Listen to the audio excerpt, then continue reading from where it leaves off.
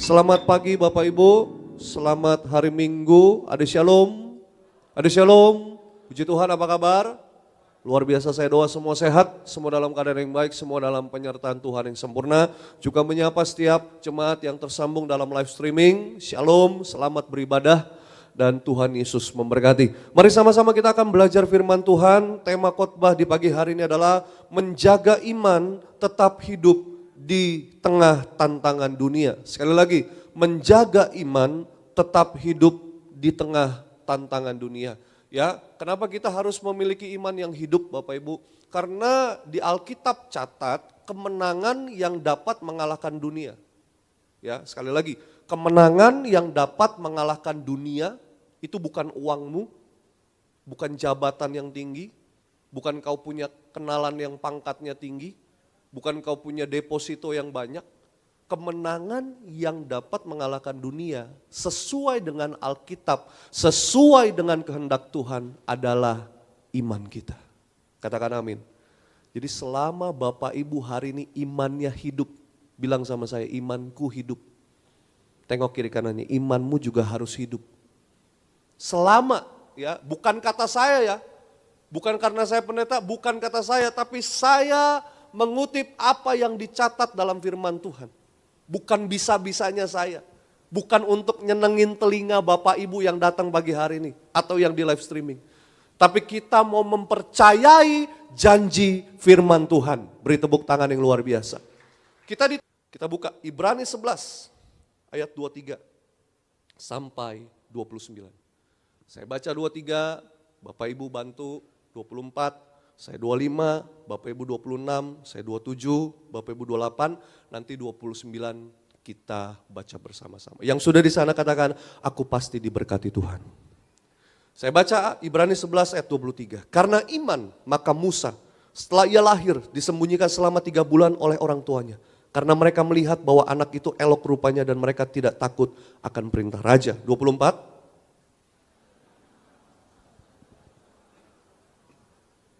25, karena ia lebih suka menderita sengsara dengan umat Allah daripada untuk sementara menikmati kesenangan dari dosa. 26.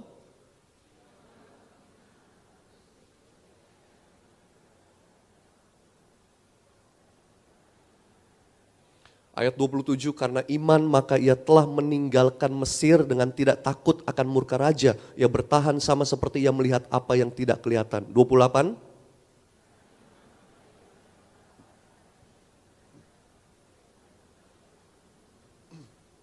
29 sama-sama Bapak Ibu, 3, 2, 1 ya.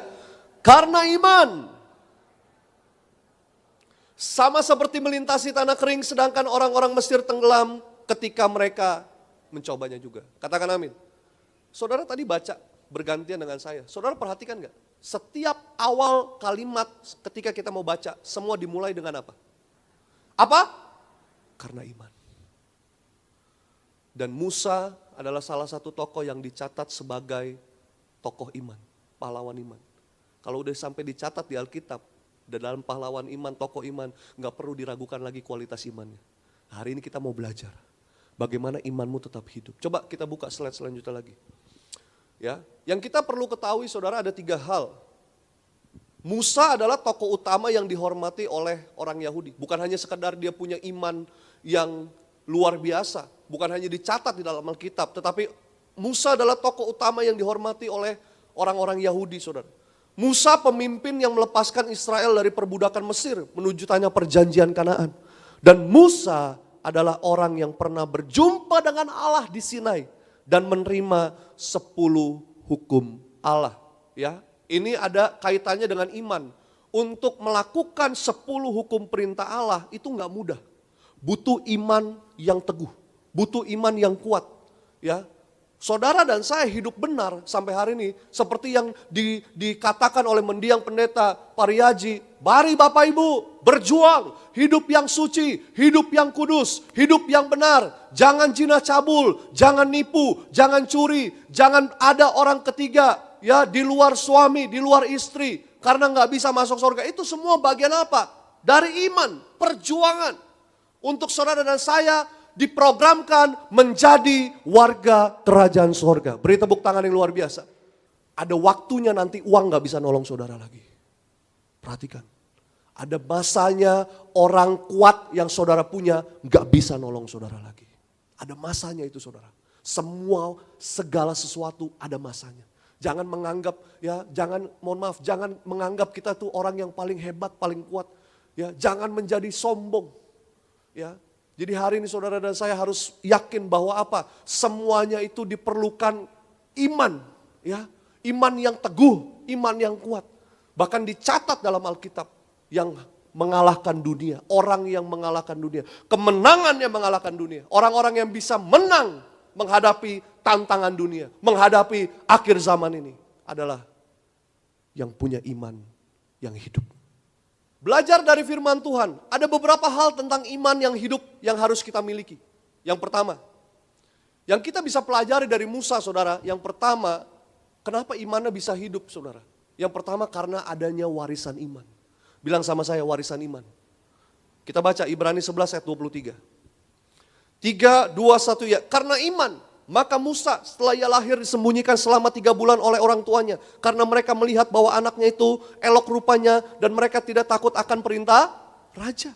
Ya, slide selanjutnya lagi.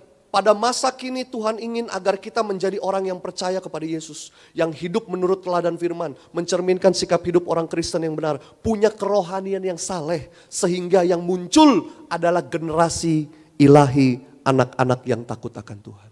Katakan amin. Saya mau bilang, Bapak Ibu jangan cuma siapin warisan buat anakmu, rumah, mobil, deposito, asuransi, jiwa, investasi. Ya, silahkan. Tapi ingat Bapak Ibu, wariskan iman kepada anak-anak saudara. Ya, jadi saya mau bilang saudara, wariskan iman ya terhadap anak-anak saudara. Seperti apa? Musa, ingat saudara. Waktu berusia 3 bulan, ada cerita kan, orang tuanya Musa ini memasukkan Musa kecil ini umur 3 bulan saudara ke dalam sebuah peti kotak kecil dan dihanyutkan di sungai Nil. Kalau kita baca tadi ayatnya saudara, di sini dibilang karena iman maka Musa setelah ia lahir disembunyikan. Kita berpikir warisan iman apa yang orang tuanya berikan? Kok disembunyikan? Artinya takut dong. Enggak saudara. Ya, karena kan pada waktu itu ada perintah raja, ya, anak laki-laki sulung ya itu harus dibunuh. Orang tuanya Musa ini sembunyikan Musa 3 bulan. Baru dihanyutkan saudara di sungai Nil. Ya, itu bukannya takut ya. Kenapa saudara? Itu bagian dari warisan iman. Jadi sejak kecil Musa sejak masih bayi itu sudah diwariskan iman. Sudah diperhadapkan dengan tantangan. Bayi 3 bulan dihanyutkan begitu saudara. Itu kan bicara tantangan, persoalan, masalah yang besar. Ya, ancaman, bahaya. Tapi orang tuanya beriman. Ya, Tuhan akan jaga anakku ini. Akhirnya ditemukan. Sama siapa? Putri Firaun. Yang sedang mandi, ditemukan saudara. Diambil akhirnya ditaruh di istana raja. Ya, itulah yang dilakukan oleh orang tuanya Musa saudara. Untuk memiliki iman yang hidup. Makanya kenapa saudara Musa punya iman yang luar biasa. Ternyata orang tuanya juga memiliki iman yang luar biasa. Diwariskan iman. Beri tepuk tangan yang luar biasa. Jadi hari-hari ini saudara, fokus saudara agar anak-anakmu jadi anak-anak generasi ilahi. Generasi yang takut akan Tuhan. Katakan amin. Ya, bukan hanya jadi anak-anak muda, ya mohon maaf ya. Yang perkataannya hari-hari ini saya temukan anak muda perkataannya, aduh saudara, kebun binatang, perkataan kotor. Saya pernah sekali bikin khotbah di tempat ngopi saudara, lagi nunggu saya waktu senggang saya bikin khotbah. Aduh itu kumpul anak-anak pulang sekolah, ngomongnya saudara kotor, aduh Tuhan. Yang saya bingung saudara, saya sampai hitungin lagi, saya sampai ke distrik saudara. Gila berapa kali, udah 50 kali ada nih. Bilang, aduh gue bego juga ya, gue bilang, gue hitungin, saking seringnya. Kucing lu, pingguin, lu itik bebek lu. Ya, lawannya ya. Bayangin saudara, kata-katanya aduh Tuhan. Ya, hari ini saudara, ya wariskan iman sama anak-anak saudara. Ya, saya bisa ada sampai hari ini. Itu karena warisan iman dari orang tua saya. Ya, orang tua saya saudara, ya dia terus ya mengajarkan yaitu anak-anak. Jadi saya ada hari ini saudara bukan karena tiba-tiba tiba-tiba bisa ada pelayanan hari ini jadi pendeta. Enggak, ternyata ada warisan iman. Ya, yang diberikan oleh siapa? Oleh mama saya. Ya, pertobatan pertama kali mama saya, saudara. Ya, dari awal gereja Tiberias ada. Ya, dia terus mulai ya berdoa buat suaminya. Ya, papa saya puluhan tahun nyembah yaitu patung-patung, saudara, ya, yang agama lain. Itu cukup panjang sekali ceritanya. Ya, tapi mama saya terus ya ngajak anak-anaknya berdoa, ngajak saya sama kakak saya doa, kita berdoa terus berdoa buat papa agar dijamah Tuhan. Ya singkat cerita, saudara, ya dia bertobat, dia memutuskan, enggak dipaksa.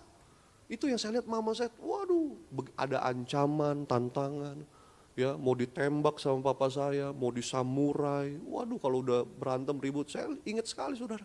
Tapi mama saya di situ, waduh, dia terus berdoa. Akhirnya saudara dipulihkan Tuhan. Ya, akhirnya papa saya bertobat, terima Yesus. Bukan itu saja, ternyata tahun 94 itu papa saya sudah pelayanan sama Papa Riaji. Saya baru tahu. Pelayanan KKR ke Jambi. Ya. Jadi bukan, saya taunya, wah saya yang pelayanan nih hari ini. Saya pernah ikut Papa Riaji. Ternyata orang tua saya bilang, dulu tahun 94 Papa sudah ikut Papa Riaji pelayanan. Jadi fotografer, saudara. Saya dikasih lihat fotonya ada benar KKR tahun 1994. Ya, artinya saya percaya, oh saya bisa ada sampai hari ini bukan karena maunya saya, tapi ada yang diwariskan, iman. Ya, hari ini apa yang saudara bisa wariskan iman? Mungkin sama anak-anakmu, terhadap orang tuamu, keluargamu, rekan bisnismu, wariskan itu. Agar dia tetap memiliki iman yang hidup. Ada amin. Generasi yang ilahi, saudara. Karena tantangan hari-hari ini begitu berat, begitu luar biasa. Kalau imanmu, ingat, iblis mencuri, membunuh, membinasakan. Sampai imanmu itu udah gak ada lagi. Sampai engkau kecewa sama Tuhan. Sampai engkau hilang harapan, pengharapanmu dibunuh, dibinasakan. Hati-hati. Makanya hari ini saudara saya, ayo ingat kita sudah diberikan warisan iman. Di gereja Tiberias, mendiang pendeta Dr. Yesaya Pariji. Ya, terus mengajarkan, ayo Bapak Ibu, saudara dan saya punya satu keyakinan jaminan yang kuat. Yang ada minyak dan anggur tidak akan dirusakkan. Wahyu 6 ayat 6, itu warisan iman, dilanjutkan oleh Gembala Sidang Ibu Pendeta Darniati Pariaji. Dan tanggal 9 Desember, ya, kita melanjutkan ya warisan iman. Merayakan Natal di Stadion Utama Gelora Bung Karno Senayan Jakarta. Ya. Artinya apa saudara? Perintah Tuhan. Rayakan Natal Pariaji, rayakan Natal secara besar-besaran. Bukan pemborosan, besar-besaran.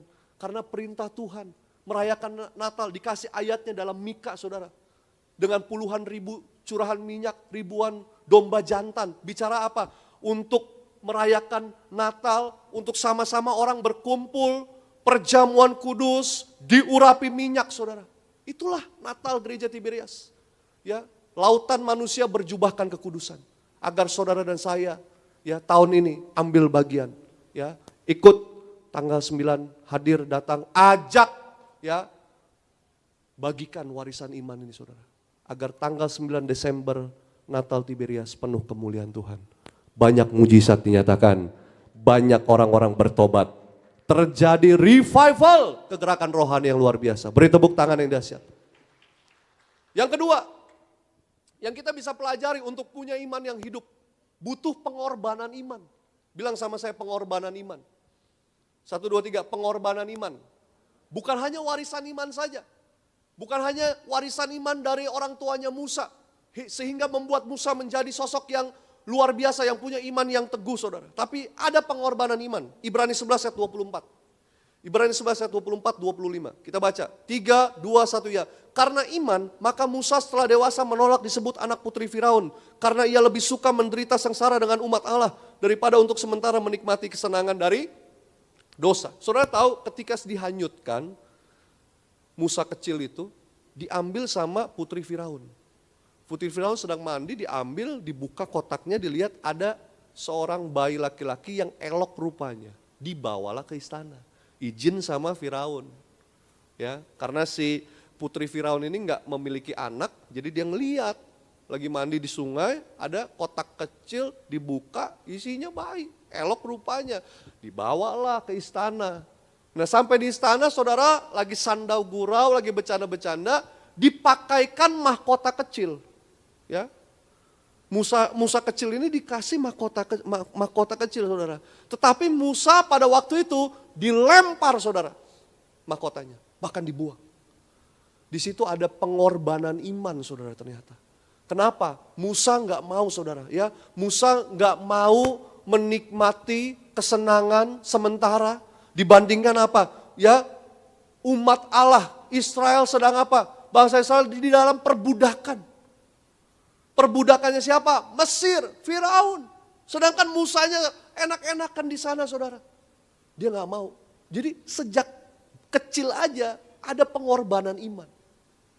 Saya percaya hari ini saudara dan saya, ketika engkau melakukan pengorbanan iman, imanmu akan tetap hidup saudara. Artinya engkau ditawarin segala yang jahat, segala yang tidak baik. Engkau ditawarin yang jalannya ekspres, mungkin enaknya sesaat, tapi ujung-ujungnya binasa. Mungkin engkau ditawarin korupsi, ya, engkau bisa punya instan segala macam dengan cara seperti itu. Tapi ingat saudara, ujung-ujungnya itu adalah maut.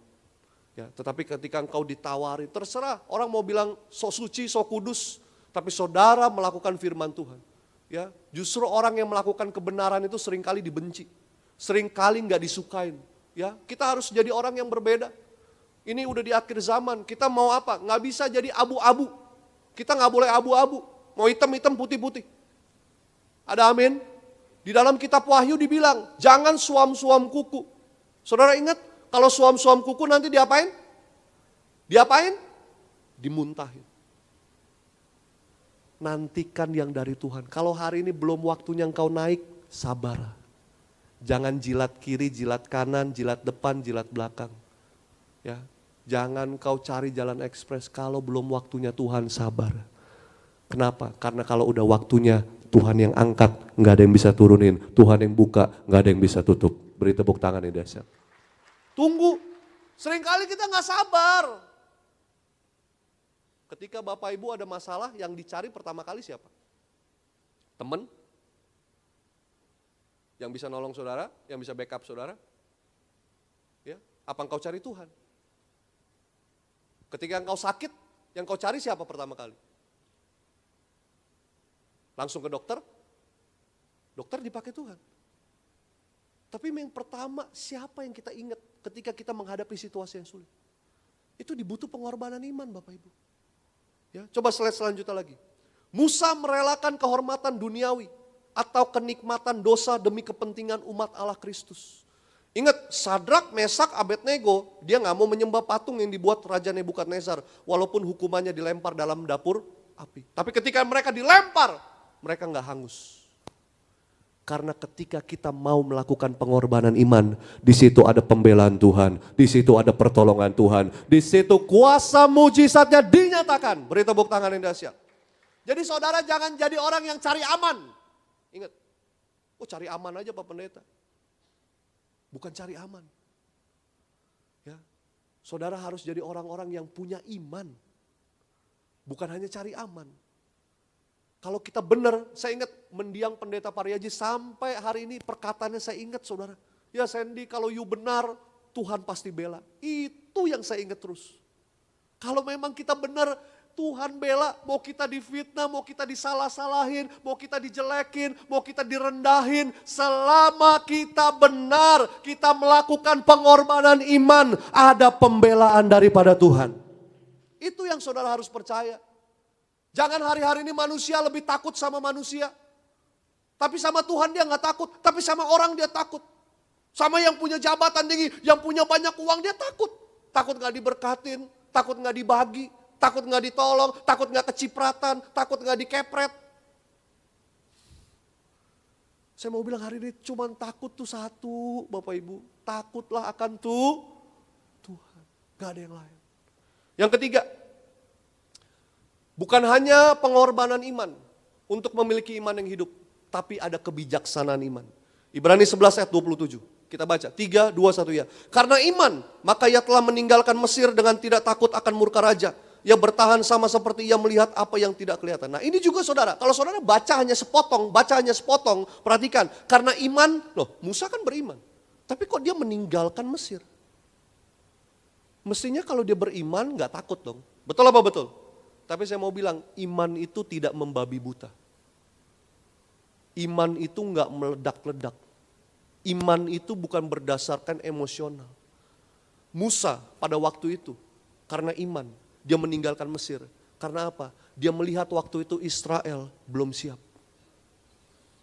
Israel belum siap untuk dibawa oleh dia keluar dari perbudakan. Makanya dia apa? Dia pergi dulu.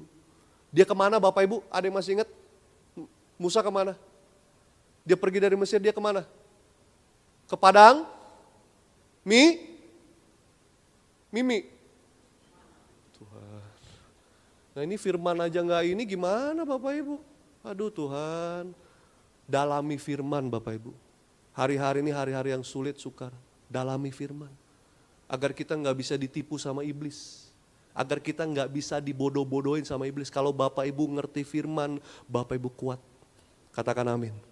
Padang Midian. Ya. Dia pergi dulu ke situ. Dia tanya Tuhan saudara. Nunggu waktu yang tepat. Ya, kapan untuk dia bisa kembali lagi saudara. Ya, terkadang apa saudara? Kebijaksanaan iman itu perlu. Bilang sama saya, kebijaksanaan itu sangat diperlukan. Katakan amin. Lanjut. Seorang filsuf Yunani bernama Seneca. Perhatikan. Orang bijak tidak akan pernah membangkitkan marah penguasa. Sebaliknya ia justru akan menyingkir. Sama seperti pelaut yang dengan sengaja tidak akan mencari bahaya. Kalau Bapak Ibu lagi jalan, lihat di depan ada lubang besar, apa yang saudara lakukan? Hah? Lagi jalan nih. Ih, ada lubang besar nih. Apa yang saudara lakukan? Aku beriman dalam nama Yesus. Begitu? Hah? Apa yang saudara lakukan? Kalau di depan ada bahaya yang membahayakan saudara, apa yang saudara lakukan? Menghindar.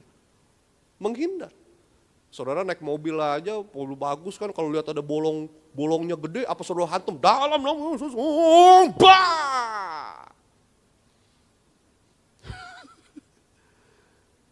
Iman itu enggak nekat.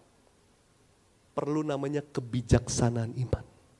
Katakan amin dulu saudara. Enggak membabi buta. Perlu pertimbangan. Coba contoh kemarin COVID-19 disuruh pakai masker. Apalagi yang lagi Delta, apalagi yang Omicron. Disuruh pakai masker kan? Itu saudara enggak pakai.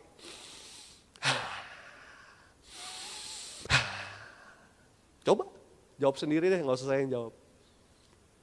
Perlu kebijaksanaan iman. Iman itu gak nekat. Ada amin. Beri tepuk tangan yang luar biasa. Jadilah orang yang bijaksana, karena orang yang beriman menggunakan akal budinya yang juga dituntun oleh Roh Kudus. Jadi orang yang bijaksana menggunakan akal budinya dituntun oleh Roh Kudus.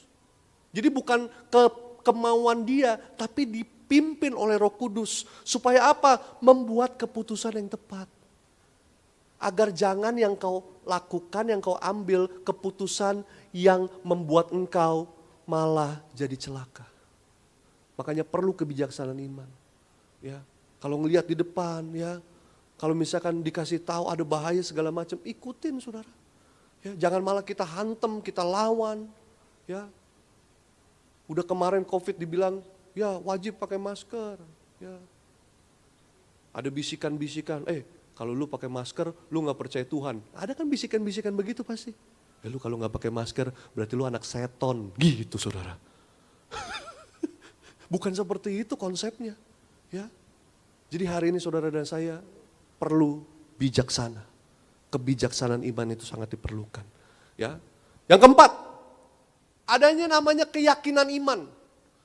Tadi yang pertama untuk memiliki iman yang hidup, warisan iman. Yang kedua untuk memiliki iman yang hidup, pengorbanan iman. Yang ketiga namanya kebijaksanaan iman. Dan yang keempat, keyakinan iman. Yang pertama tadi apa? Oke, mantap. Yang kedua?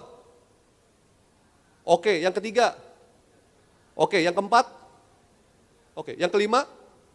Oh ya, bagus, sadar semuanya. Berarti saudara ada di sini, saudara hadir di sini ya. Saudara fokus di sini. Puji Tuhan.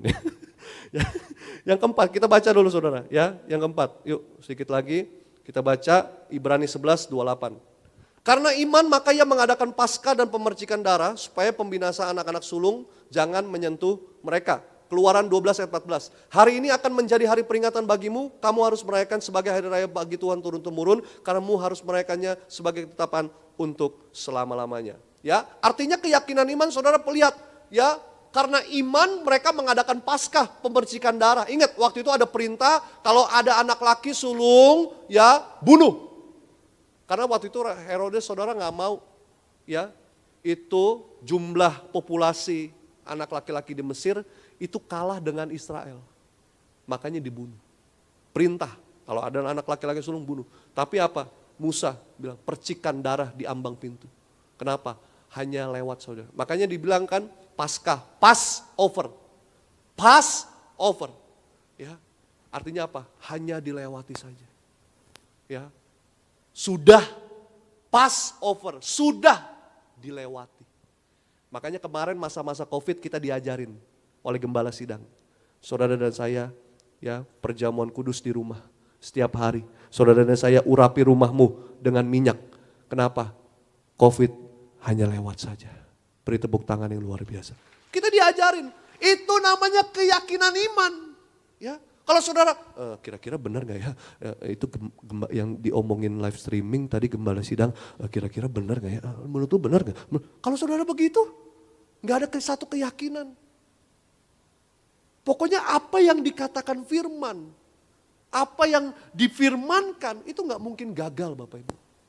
Slide selanjutnya, milikilah keyakinan iman bahwa Kristus yang mati buat kita, darahnya sudah tercurah supaya kita percaya kepada Dia tidak akan binasa oleh maut karena Tuhan akan melindungi kita dan memberikan keselamatan. Makanya mendiang benar pada sampai hari ini selalu bilang ini darah Yesus, darah kebangkitan, darah kehidupan. Saya nggak pernah lupa. Selama saya pelayanan sama beliau, kalau doain orang sakit dia selalu sebut ya darah Yesus, darah kebangkitan, darah kehidupan. Karena dia sangat percaya saudara, ada kuasa. Ya, yang sakit disembuhkan. Bahkan bayi-bayi yang mati dalam kandungan dibangkitkan. Bahkan yang 10 jam mati di peti es dengan kuasa minyak urapan dibangkitkan saudara. Ya, jadi hari ini milikilah keyakinan iman. Yang kelima, keteguhan iman. Ya, yang kelima keteguhan iman. Coba ya, kita tes. Yang pertama,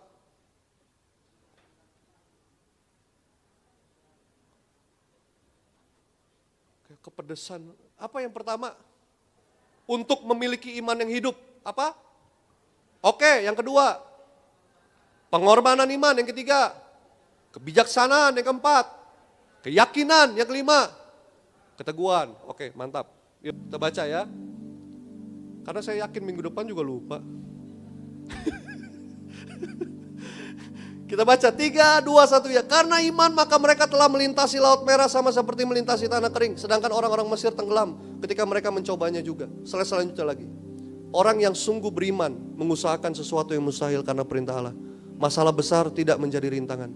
Karena Allah hadir untuk menolong kita dan mampu mengatasi setiap masalah kita. Ingat keteguhan iman Musa yang memimpin bangsa Israel. Tuhan bilang kan, Musa, kau bawa apa? Tongkat. Ulurkan jadi ular. Pegang ekornya, tangkap jadi tongkat lagi. Itu lagi ngalamin situasi yang sulit. Baru keluar dari perbudakan, baru keluar dari Mesir. Jalan buntu. Dikejar sama Firaun. Tapi dia punya keteguhan. Bukan hanya keyakinan, keteguhan. Dia percaya. Tuhan yang menyuruh aku, Tuhan yang akan menolong aku. Kalau hari ini Tuhan yang pilih Bapak Ibu ada di tempat ini, sampai hari ini Tuhan yang akan menolong saudara. Masa sulit, masa sukar, tantangan apapun, Tuhan yang sama yang akan memberkati saudara. Kesimpulan, apapun masalahmu, Alkitab berkata orang benar akan hidup oleh iman. Inilah kemenangan yang mengalahkan dunia, iman kita. Masalah boleh datang, tapi kalau kita punya iman bagi Tuhan, Tidak ada yang mustahil. Segala sesuatu mungkin bagi dia. Miliki iman yang sungguh, iman yang teguh kepada Tuhan untuk mengatasi setiap masalah. Selamat pagi Bapak Ibu, selamat hari Minggu. Tuhan Yesus memberkati. Kita beri tepuk tangan buat Tuhan.